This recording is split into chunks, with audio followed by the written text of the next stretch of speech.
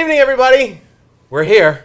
We're on the air. Let's all knock on wood here. Say a prayer. Welcome into Pick Six. Glad to be with you all. Nick Coit, Ian Steele.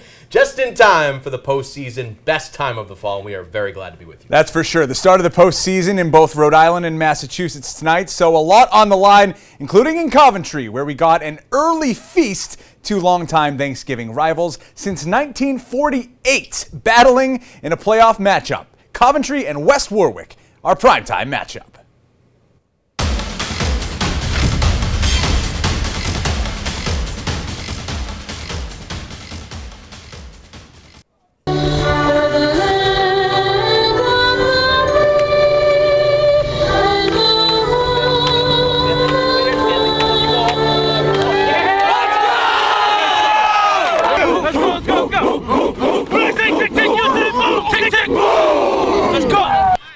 Tick on the clock for the Coventry offense. Chewing time in the first half and capitalizing. Zane Partenow in the Wildcat spins forward and scores. 6-0 Oakers early. A chance to add on. Final minute of the first half. The pass near the goal line called down at the 1. Ooh. No timeouts left. The clock ticking down. They hustle to the line, but they can't get the snap off before the buzzer sounds. So that tackle at the 1, keeping points off the board. Coventry up just 6-0 at halftime. West Warwick would score on the first drive of the second half to tie it. Still tied in the fourth. James Branch breaks free. The Wizards' big back making a 52-yard house call, untouched to pay dirt.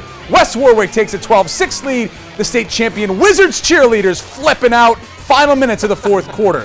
Third down for the Coventry Oakers in the red zone. Scramble in the backfield. Brought down for a sack by Alex Medeiros and Christian Briggs. They turn it over on downs with just over 2 minutes left, and the Wizards work their magic from there. Joshua Pettis with another long gainer brought down at the 1-yard line. They would score from there for the final nail in the coffin. West Warwick pushes past rival Coventry 19-6. Whoop. James Branch, who had the long touchdown run and was playing linebacker for the second half shutout, he is our primetime performer. In a rivalry that goes back 80 years, number 8, our primetime performer, James Branch from West Warwick, after scoring a touchdown and playing defense in a struggle of a game, 19-6 over rival Coventry. What does this win mean for you, beating your rival in the playoffs? It means everything, you know. We had the town looking at us, the state. We had Ghost looking at us. Like, a lot of people just looking at us, wanting us to win this game for them. And what they had in the past, we executed it. First time beating Coventry, if that's correct. Yeah. So what does it mean to get over that hump? You know, we finally got back for our seniors last year and the year before, you know, and they gave it to us. Like, they didn't show no remorse, so we had to just give it to them. 6-0 at halftime. What was the feeling going into halftime down a score? I definitely had that feeling in my stomach, like, yo, we got to wake up, you know. The adjustments definitely helped us come out on top. You were playing running back, ripped off that long touchdown. What was that play like? Can you take us through it? I seen the 5-hole, so I said, yo, Nate, to my quarterback. I told him to audible it. He audibled it. I hit the hole, touchdown. So you called your own number on that one? Yes. Did you know it was going for 6? Yes. Great call right there. Great call right there. They were down in the red zone. It's 3rd and long, and you guys were able to get that sack. What did that play do for you? Did you know at that point that you guys were able to put it on ice? It definitely shifted the momentum. Gave us momentum to, you know, march down the field and score that touchdown. Moving on in the playoffs to the D3 semifinals as the number 1 seed from your side of Division III. How can you carry this momentum through the rest of the postseason? Have a great week of practice, you know, fly around, have energy, and just go after it. All right, dual threat. James Branch, after West Warwick beats Coventry in the quarterfinals of the Division III playoffs. Our primetime performer. Congratulations, sir. Well done, sir. Yeah, it was very nice. Great ball game over there, and you can tell both teams really wanted it. This rivalry, it's deep. The coaches wouldn't say as much pregame. They were trying to limit the distraction in terms of what this game meant to them, but playoff game in and of itself doesn't matter who you're playing. Really significant. It's so cool. How about James Branch making the read and telling his quarterback to give him the ball? You got it. Great job on the camera work. That was awesome. I mean, you just love it. You describe it, you see it, and then it plays out like that. Sometimes it's a team game. Sometimes you just got to tell the quarterback where we're going from here. Yeah. So, Nick, the next highlight we have here, they play West Warwick in the next round? Well, it was a construction zone in Lincoln for the Lions quarterfinal against Pontigansett. The winner, as you said, meeting West Warwick in the semis. Home team up big, adding on John Nickel, a dime rolling into the end zone on the QB sneak. Lincoln, a 40-burger. Num. It's 46-14, but Pono getting tricky late halfback pass. Jake make it rainy, hauls it in and scores. Say hello to our Josh Kerman in the end zone. Hello. Hi, Josh. Nice job, Josh. Before heading back to the sideline, but it was Lincoln's day. The Lions advance 46-28. Fans all up on the end zone in Middletown. They had a few things to cheer about with their top-seeded Islanders hosting Moses Brown in a Division III quarterfinal today. Yeah, they're going to eat there's a W right there.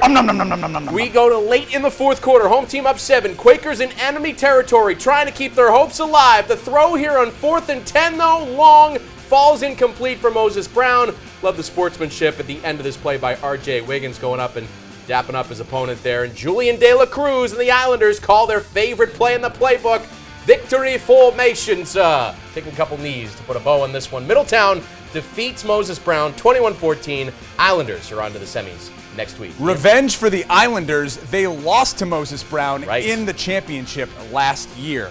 Who will meet Middletown in the semifinals? Winner of this game, Johnston Tolman. Panthers play action early. Dylan Guernin hauling in the Matthew Clements pass, putting the home team on the board first. The Tigers would tie it up. Then they go for the screen pass. Darren Valentin walked the tightrope up the sideline and in. Tolman takes the lead, but Johnston rallies tonight and wins by 1. A wild one here, 35-34.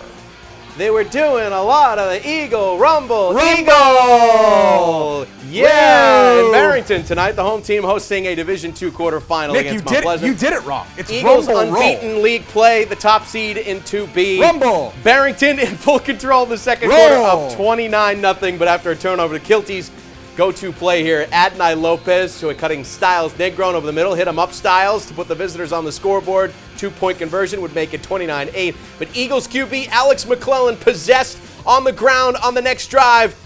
McClellan, rumble, 40-yard scamper to flip the field. And like I said, he's possessed. First down. Yes, moves the chains. A few plays later, McClellan decides to keep it himself again. This one a little tougher, takes a few more hits, but still finds the promised land.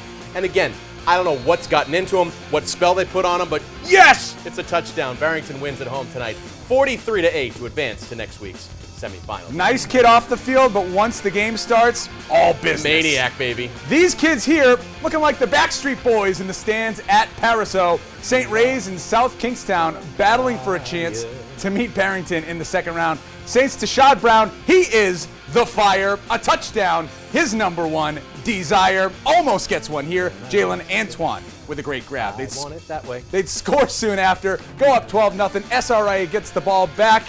All right, but they're not the Backstreet Boys here. They're the backwards boys. Oh. Amani Boama with the sack for the Rebel defense. Good defense, not enough offense. St. Ray's moves on 26-6. D2 quarterfinal in Cumberland. Clippers, the top seed out of the D2A standings, coming in hosting Portsmouth. Evan Spencer doing a lot of work in a lot of ways for the Clippers offensively tonight. Nice run. Got the home team into the end zone twice. Once on the ground, once through the air, so spreading it out. Pretty even, balanced. And the Cumberland defense pitching a shutout against Patriots tonight. Long throw here late in the game, picked up by Marcus. Marcus Gomes keeps his toes inside the lines. It was all Clippers tonight. Cumberland advances a 24-0 victory. And in Massachusetts tonight, the playoffs starting there too, including in Dartmouth, where the Indians were hosting Doherty Memorial. Dartmouth had a big lead, 34-13, heading into the fourth quarter. But the Highlanders cut into the deficit with a TD run, and then they make it really interesting. A block punt and a big boy tutty! Oh my goodness! Jalen Givens is his name. What a specimen. Takes it back. Doherty cuts it to just 7, 34-27. It was interesting, but the Indians make a few key plays to hold off the rally down the stretch. First, the pooch punt by quarterback Jackson Hart pins the Highlanders down on the 1-yard line. Then Dartmouth's defense coming up with a huge stop midway through the fourth.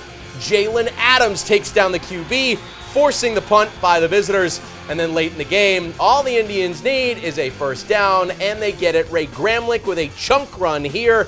And then it is a sneak that clinches it by Hart on the keeper here. Dartmouth holds on for the 34-27 victory. Indians advance to play Milton next in the D3 Elite 8.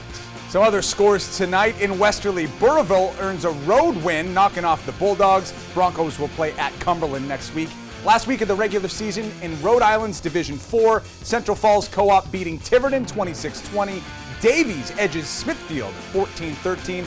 Massachusetts playoffs, Taunton falls to BC High 46-8. King Philip knocks off Diamond 41-0. Bishop Fian wins at home in a shutout 24-0 over Concord Carlisle. And staying in Massachusetts, North Attleboro earns a road win over West Springfield 22-14. Red Rocketeers move on to face top seed Milford in D3 next week, and Bishop Stang defeats Norton in D5 28-17. Spartans will face top seeded Hanover in the next round.